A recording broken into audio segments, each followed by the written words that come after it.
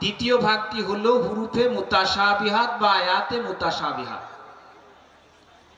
আয়াতে মুহকামাতের অর্থ পৃথিবীর কেউ জানে না, তবে কিছু কিছু মুফাসসির কিছু কিছু তারা ব্যাখ্যা তাবিল করেছেন, সেটা নিজস্ব, এটা নবীজি তাদেরকে এমন কিছু জানিয়ে যাননি।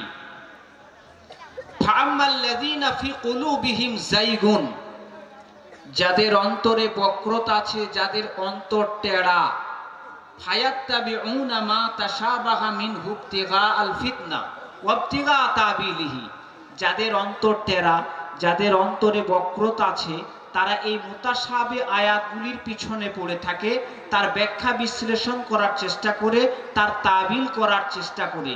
অথচ ওয়ামা ইয়ালামু তাবিলাহু ইল্লাল্লাহ, এগুলির ব্যাখ্যা আল্লাহ ছাড়া কেউ জানে না। ওয়া রাসিকুনা ফিল ইলম, যারা জ্ঞানবান, যারা বুদ্ধিজীবী, ইয়াকুলুনা, তারা বলে আমান্না বিহি, এগুলির উপরে আমরা ঈমান আনলাম, কুল্লুম মিন ইনদি রাব্বিনা, এগুলি সব আমাদের প্রতিপালকের পক্ষ থেকে অবতীর্ণ। ওয়ামা ইয়াযাক্কারু ইল্লা উলুল আলবাব, আর এই কোরআন থেকে বা কোনো কিছু থেকে জ্ঞান অর্জন করতে পারে, উপদেশ গ্রহণ করতে পারে একমাত্র যারা মগজধারী জ্ঞানবান তারাই। তাহলে কি বুঝলাম? কোরআনের আয়াতগুলো দুই ভাগে বিভক্ত, একটি হলো আয়াতে মুহকামাত, দ্বিতীয় হলো আয়াতে মুতাশাবিহাত। মুহকামাত আয়াত এবং মুতাশাবিহাত, মুহকামাত আয়াতগুলি স্পষ্ট, মুতাশাবে আয়াতগুলো অস্পষ্ট। বুঝা গেল এই শব্দটা? নুন শব্দের অর্থ করলাম। এরপরে আল্লাহ বলছেন ওয়াল কালাম, কলমের কসম। একটু ধ্যান দিয়ে, এই জন্যে বলা হয় একে চন্দ্র, দুইয়ে পক্ষ, তিনে নেত্র। মানুষের তিনটে নেত্র বা তিনটে চোখ, তার মানে দুটি হলো চর্মচক্ষু আর একটি হলো জ্ঞান চক্ষু। জ্ঞান দিয়ে, বুদ্ধি দিয়ে, মেধা দিয়ে, প্রজ্ঞা দিয়ে বুঝতে হবে ধীর স্থির ভাবে, তা না হলে কি হবে জানেন? জালসায় কষ্ট করে 5-6 মাইল দূরে টোটো ভাড়া করে কিংবা 4 চাকা করে এসেছেন, আর গেলাম দরবার, না গেলাম ভিতর যেন না হয়ে যায়। একটু ধ্যান দিয়ে কোরআন হাদিসের আলোচনা শুনবো। বেশি বেশি রস পাওয়া যাবে না, এগুলো ঠান্ডা, এগুলো শান্ত জিনিস, শান্তভাবে গ্রহণ করুন। আল্লাহ বলছেন ওয়াল কালাম, কলমের কসম, কলমের শপথ। কলম কাকে বলে আমরা জানি তো? কিছু কথা জিজ্ঞেস করলে অ্যানসার দেবেন তো, না দেবেন না? দেবেন তো? তাহলে একটু আগিয়ে আসুন তো, ওই চাচারা যারা আগে পেছনে আছে একটু আগিয়ে আসুন, যদি আপনাদের দেখতে পাই সুবিধা হবে। আসেন ভাই, একটু সামনে আসেন। আল্লাহ কলমের কসম কেন করলেন? কারণ কলমের দ্বারাতে মানুষের মনের ভাব, যেটা বলতে চাচ্ছে সেটা প্রকাশ করা যায় তাড়াতাড়ি। আগের দিনে ঐতিহাসিকরা বলেছেন মানুষ নিজের মনের ভাব তখন কথা বলতে পারত না, দেওয়ালে অঙ্কন করে দেখাতো, নিজের ভাব প্রকাশ করত। তারপরে লেখা শিখলো মানুষ। তখন তো আর কলম, এরকম কলম ছিল না, এই ভালো পেন ছিল না। তখন যারা মুরাব্বি আছেন এখানে আমার পাশে, তারা জানবেন যে স্বরের কলম, কুইল, তার মানে ওই পালকের কলম, বাঁশের কলম, কঞ্চির কলম ছিল, চেঁচে চেঁচে তৈরি করত। তারপরে বিভিন্ন রকম ম্যাটেরিয়াল দিয়ে তারা কালি তৈরি করে লিখত, ঠিক না? আমার খুব বেশি বয়স না হলেও যে টিউটর বা যে টিউশন মাস্টারের কাছে পড়তাম ছোট্টবেলায়, আমরা 4 ভাই পড়তাম একসাথে, যদিও আমরা 5 ভাই, 4 ভাই একসঙ্গে পড়তাম। সে মুরাব্বি আমাদেরকে পড়াতো, তিনি এই স্বরের কলমে লেখা অভ্যাস তাঁর। আমাদেরকে বলতেন তোরা স্বরের কলম তৈরি কর আর খুদের কালি দিয়ে তৈরি করে খাতায় লিখ, তাহলে লেখাগুলো সোজা হবে, টেড়া হবে না। বুঝা গেল? তো আমারও সৌভাগ্য জুটেছে এইভাবে লেখার, যেহেতু মাস্টার লিখিয়েছেন, আল্লাহ তাকে ক্ষমা করুন, বলুন আমিন। তো কলমে ভাবে আস্তে আস্তে মডার্ন হলো, আধুনিক হলো।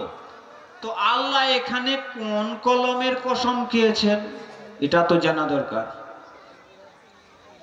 আল্লাহ কলমের কথা বহু আগে থেকে জানিয়েছেন। যেমন সহিহ বুখারীতে আছে 349 নম্বর হাদিস এবং 3342 নম্বর হাদিসে, সহিহ মুসলিম 163 নম্বর হাদিসে আছে আল্লাহর নবী সাল্লাল্লাহু আলাইহি ওয়াসাল্লাম বলেন সাল্লাল্লাহু আলাইহি ওয়াসাল্লামকে যখন শবে মেরাজে নিয়ে গেল, মেরাজ পরিভ্রমণ করানো হলো, প্রথম আসমান, দ্বিতীয় আসমান, তৃতীয় আসমান, চতুর্থ, পঞ্চম, ষষ্ঠ, সপ্তম, এভাবে আল্লাহ তাআলা পরিক্রমা করালেন জান্নাত জাহান্নাম। যখন ইব্রাহিম আলাইহিস সালাতু ওয়াস সালামের সঙ্গে লিকা বা সাক্ষাৎ হওয়ার পর তিনি ঊর্ধ্বে যাচ্ছেন, আল্লাহর নবী সাল্লাল্লাহু আলাইহি ওয়াসাল্লাম বললেন আসমাউ ফিহি শরীফাল আকলাম, আমি সেখানে কলমের লেখার খড়খড় বা খসখস করে আওয়াজ পাচ্ছিলাম। চিন্তা করেন, কলম। এই জন্য আল্লাহ তাআলা কোরআন মাজিদে যে জিনিসগুলোর কসম খেয়েছেন, যেমন আঞ্জিরের কসম করেছেন মানে ডুমুর ফল, জাইতুন ফল, মক্কা নগরীর কসম, সিনাই পর্বতের কসম, আল্লাহ বিভিন্ন জায়গাতে বিভিন্ন জিনিসের কসম খেয়েছেন। আল্লাহ চাইলে খেতে পারেন। আপনি যদি বলেন আমি ছেলের মাথায় হাত দিয়ে কসম করে বলছি, আমি কোরআন মাজিদ স্পর্শ করে বলছি, এটা আমি করি নাই, নো এলা, চলবে না।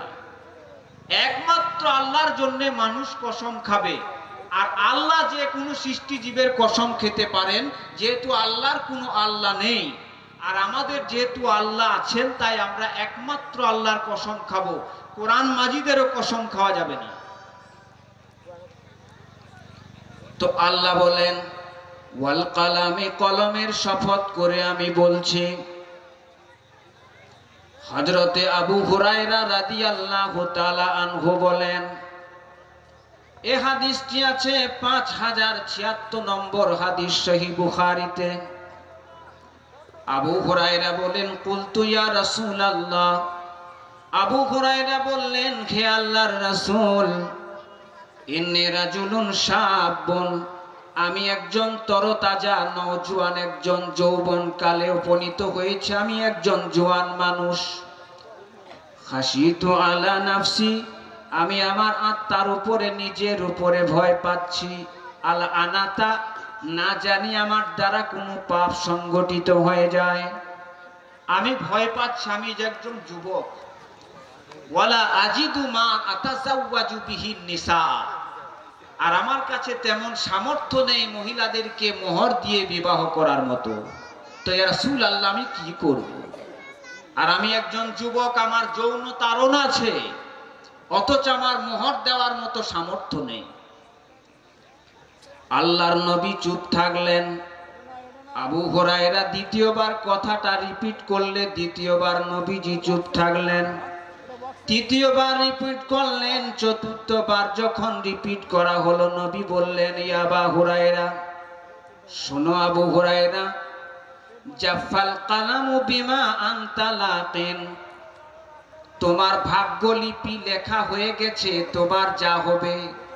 আর কলমের কালি শুকিয়ে গেছে, এখানে কলমের বিবরণ রয়েছে। কলম তার মানে তাকদীর বা ভাগ্যকে আল্লাহ লিখিয়ে দিয়েছেন। আমার ভাগ্যে যেটা থাকবে সেটা রদ হবে না। তবে ভাগ্য দুই প্রকারের হয়ে থাকে। একটা হচ্ছে যেটা দোয়ার মাধ্যমে আল্লাহ তাআলা কিছু জিনিসকে পরিবর্তন করেন। আল্লাহর কাছে দোয়া করুন, আমি মাদ্রাসায় পড়ি, আল্লাহ যেন আমার জেহেন খুলে দাও, আমি যেন ভালো জাইয়েদ আলেম হতে পারি। আল্লাহ ইচ্ছা করলে আপনার দোয়ার বদৌলতে আল্লাহ তাআলা আপনার জেহেন খুলে দিতে পারেন। আচ্ছা, আপনাদেরকে একটা প্রশ্ন করি, করব? কি বলছে? অনেক মুরাব্বি মানুষ আছে, সাদা দাড়িগুলো দেখে খুব ভালো লাগছে। কত বৃদ্ধ প্রবীণ মানুষ বসে আছেন কোরআন হাদিস শোনার জন্য। আল্লাহ তাআলা সর্বপ্রথম কি সৃষ্টি করেছেন বলেন তো? সবার আগে আল্লাহ তাআলা আউয়ালু মা খালাক, সর্বপ্রথম যেটা আল্লাহ সৃষ্টি করেছে সেটা কি জিনিস বলেন তো? আপনাদেরকে বলছি, কলম। মাশাআল্লাহ, আপনাকে ধন্যবাদ। আল্লাহর নবী জনাবে মুহাম্মদুর রাসূলুল্লাহ সাল্লাল্লাহু, বলুন সাল্লাল্লাহু আলাইহি ওয়াসাল্লাম বলেছেন। এটা আবু দাউদ দ্বিতীয় খণ্ড কিতাবুস সুন্নাহ 4700 নম্বর হাদিসে আছে, এটা সহিহ। তিরমিজি 2155 নম্বর এবং 3319 নম্বরে আছে। আলবানী রাহিমাহুল্লাহ সহিহুল জামে 2018 নম্বর হাদিসে আছে। আলবানী তাখরিজু কিতাবিস সুন্নাহ 102 নম্বর হাদিসে আছে এবং মুসনাদে আহমদ 22707 নম্বর হাদিসে আছে। মিশকাত প্রথম খণ্ড কিতাবুল ঈমান 94 নম্বর হাদিসে আছে। নিছক হাদিসটা সহিহ। আল্লাহর নবী বললেন, ইন্না আউওয়ালা মা খালাকাল্লাহুল কালাম, আল্লাহ সর্বপ্রথম যেটা সৃষ্টি করেছেন তার নাম হলো কলম। আল্লাহ কলমকে সৃষ্টি করার পর এবারে তিনি কলমকে বললেন, উক্তুব, হে কলম তুমি লেখো। লেখো, this is my order, so follow, এটা আমার নির্দেশ, তুমি লেখো। কলম তখন আরজ করলো, ক্বালা ইয়া রাব্বি ওয়া মাযা আকতুবু, হে আমার প্রতিপালক আমি কি লিখব তুমি বলো। তখন আল্লাহ বললেন, উক্তুব মাকাদিরা কুল্লি শাইইন হাত্তা তাকুমাস সাআহ, কিয়ামত পর্যন্ত যত সৃষ্টিকুল আসবে সবার ভাগ্য তুমি লিখে দাও হে কলম। লেখো, এটা এমন জিনিস যে আমাদের ভাগ্য লিপিবদ্ধ হয়ে গেছে। সেই ভাগ্য আমাদের আল্লাহ তাআলা লিখে দিয়েছেন কলমের মাধ্যমে। এটা সহিহ মুসলিমে আছে। হযরতে আব্দুল্লাহ বিন আমর ইবনুল আস রাদিয়াল্লাহু তাআলা আনহু বলেন, কাতাবাল্লাহু মাকাদিরাল খালাইক ক্বাবলা আন